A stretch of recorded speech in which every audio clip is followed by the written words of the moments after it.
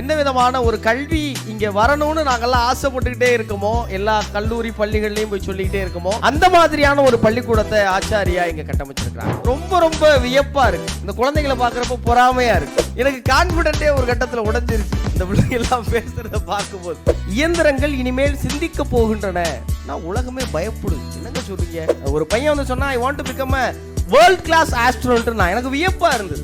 After all ஒரு Indian president வராரு, நீங்க என்னமோ மேலே ஏறுறீங்க, கையை பிடிச்சி தாங்குறீங்க, கார் ஓட்டுறீங்க, என்ன நடக்குது? எனக்கு கண்டிப்பா நம்பிக்கை இருக்கு, இதுல ஏதாவது ஒரு குழந்தை கண்டிப்பா ஐநால போய் பேசும், சுற்றுச்சூழல் பத்தியோ அந்த சமூகம் பத்தியோ இருக்குங்கிற நம்பிக்கை இருக்கு. இந்திய குழந்தைகள் மட்டும்தான் இந்த சமூகத்திற்காக பிறக்கிறார்கள்னு சொல்லுவாங்க. மீனவ மக்கள் வாழுகிற பகுதியில் பிறந்த ஒரு இந்தியன் தன் நாட்டுல கால் பதிச்சானா அந்த நாட்டுடைய சயின்ஸ் டேவா நியமிக்கிறான்னா, 8வது 9வது வந்ததுக்கு அப்புறம் அவன் நம்ம பேசவே முடிய மாட்டேங்குது தம்பி, அவன் நமக்கு பாடம் எடுத்துக்கிட்டே என்னெல்லாம் முக்கியமோ அதெல்லாம் அந்த குழந்தைங்களுக்கு கொண்டு போய் சேர்க்கிறாங்க.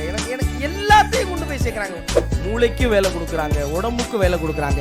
இவங்ககிட்ட இருந்து நம்ம கத்துக்கணும் நான் விரும்புறேன். இதெல்லாம் ஒரு 50 வருஷம் முன்னாடி 60 வருஷம் முன்னாடி நம்ம முன்னோர்கள் பண்ண பயிற்சி. என் பேர் முத்துக்குமரன், ஒரு ஊடகவியலாளனா இருக்கேன்.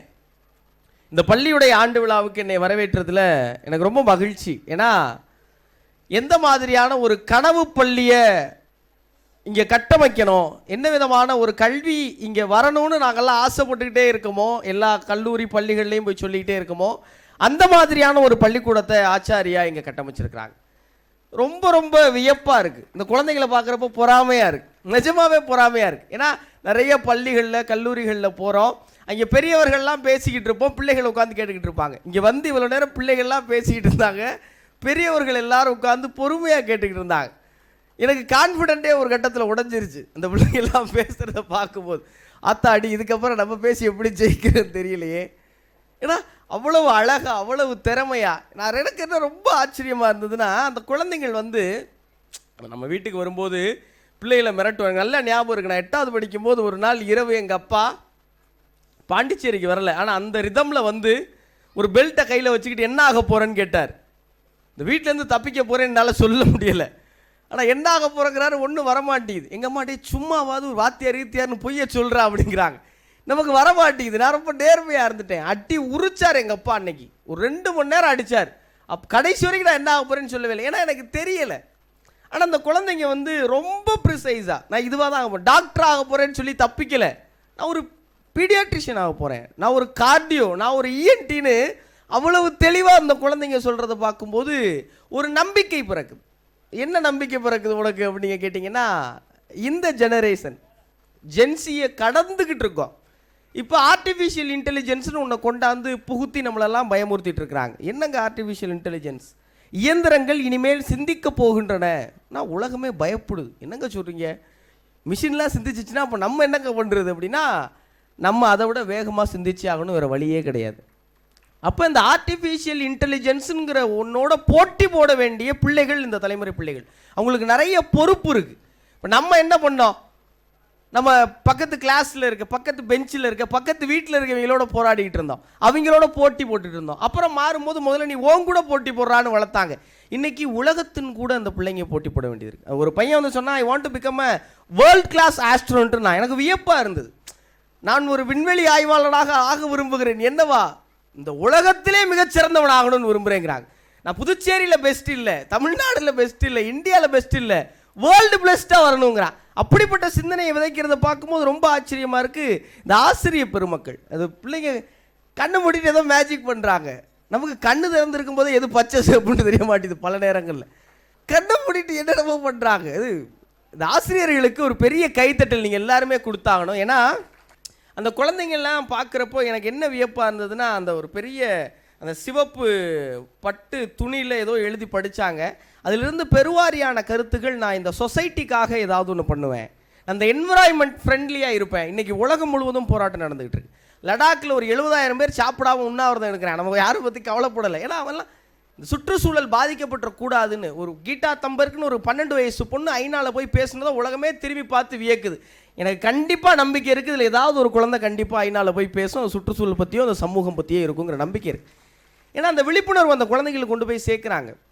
விவேகானந்தர்கிட்ட நீங்கள் என்ன இந்தியாவை பற்றி இவ்வளோ பெருமையாக பேசுகிறீங்க, என்ன உங்கள் இந்திய இளைஞர்கள் வந்து பெரிய ஆய்வு கத்திரிக்காய் கத்திரிப்பிஞ்சிங்கன்னப்போ அவர் சொன்னாராம், ஒரு ரஷ்யன் தனக்காக பிறக்கிறான், ஒரு அமெரிக்கன் தனக்காக பிறக்கிறான், ஒரு ஜப்பானியன் தனக்காக பிறக்கிறான்.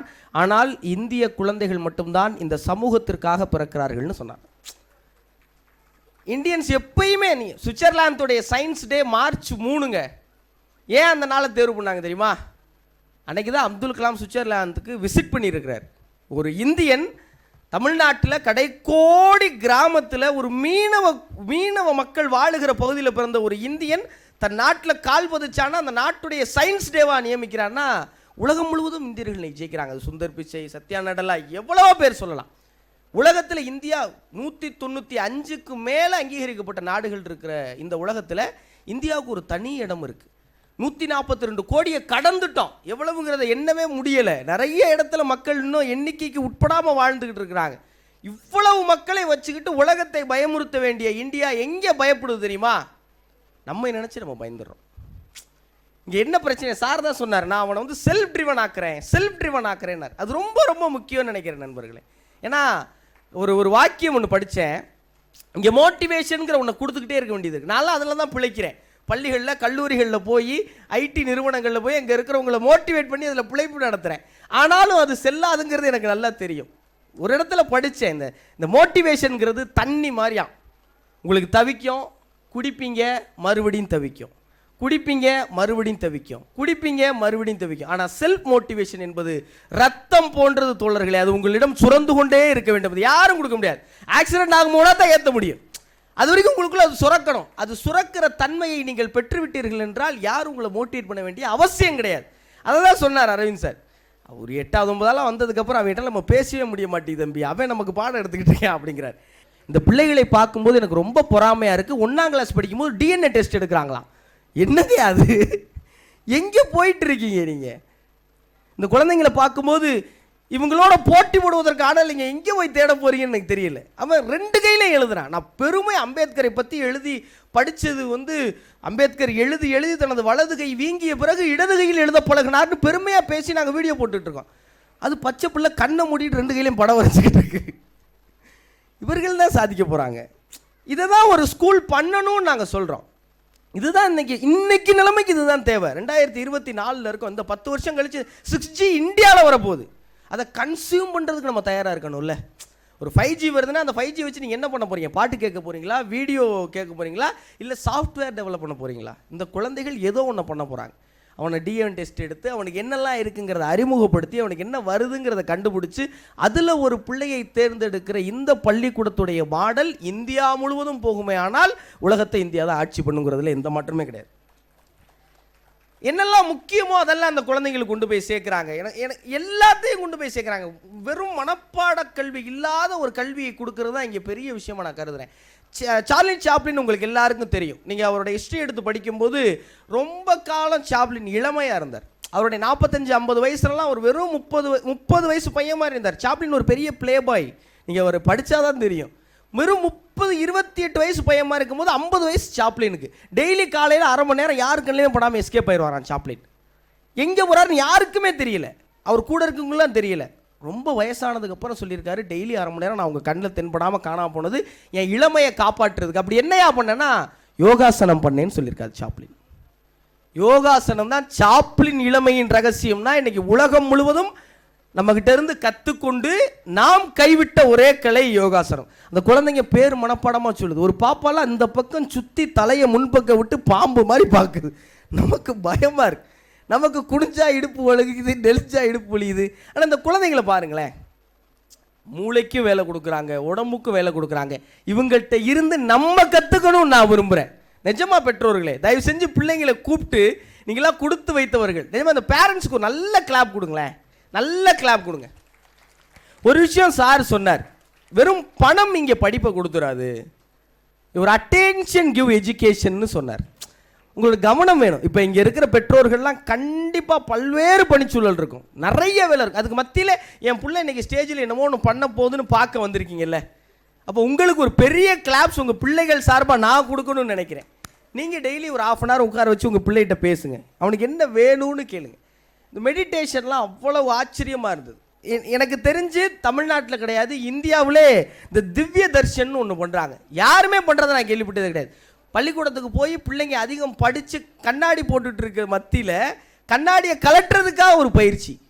நான் இந்த பள்ளி நிர்வாகத்துக்கு ஒரு பெரிய கைத்தட்டல் கொடுக்கணும்னு நினைக்கிறேன். கண்ணாடியை கலட்டுவதற்காக ஒரு பயிற்சி கொடுக்குற பள்ளிக்கூடம் இந்த ஒரே பள்ளிக்கூடம் தான் அப்படின்னு நான் நினைக்கிறேன். அப்புறம் அந்த கண்ணை மூடிட்டு அந்த குழந்தைங்க பண்ணதுக்கு பேர் திவ்ய திருஷ்டின்னு சொல்லாங்க, ஆக்டிவேட்டிங் த தேர்ட் ஐ.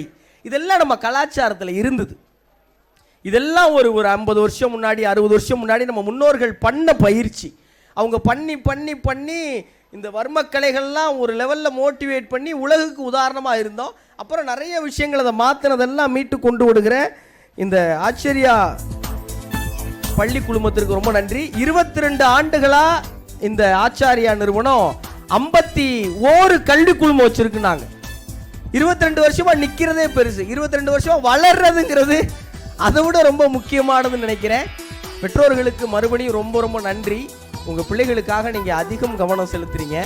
பிள்ளைகளை வெறுமனே மனப்பாட கல்வியில் இருந்து மனசுக்கு பிடிச்ச கல்விக்கு மாற்றுகிற இந்த கல்வியோடு சேர்த்து நீங்களும் உங்கள் பிள்ளைகளை பெரிய சாதனையாளர்களாக பிடிச்ச துறையில் சாதிக்கிற பிரம்மாண்ட மனிதர்களாக வருவதற்கு எப்போதும் துணை நிற்கணுங்கிற வேண்டுகோளோட அவங்க மேலே திணிக்கப்படுகிற கல்வி இல்லாமல் அவர்களுக்கு தித்திக்கிற ஒரு கல்வியை கொடுக்கிற ஆச்சாரியா போன்ற நிறுவனங்களுக்கு நன்றி. நீங்களும் குழந்தைங்க நிறைய ரசிங்க. அண்ட் பேரண்ட்ஸ், உங்களுக்கு நான் வைக்கிற பெரிய வேண்டுகோள், அவங்க கூட கொஞ்சம் நேரம் செலவிடுங்க. நீங்கள் அவங்களுக்காக நிறைய பணம் செலவிடுகிறீங்க, அவங்களுக்காகவே வாழ்கிறீங்க, அவங்க கூடையும் கொஞ்சம் வாழுங்க. அது அவங்களுக்கு ரொம்ப தேவைங்கிற வேண்டுகோளோடு இந்த நல்ல வாய்ப்புக்கு நன்றி கூறி விடைபெறுகிறேன். நன்றி, வணக்கம். Acharya World Class Education.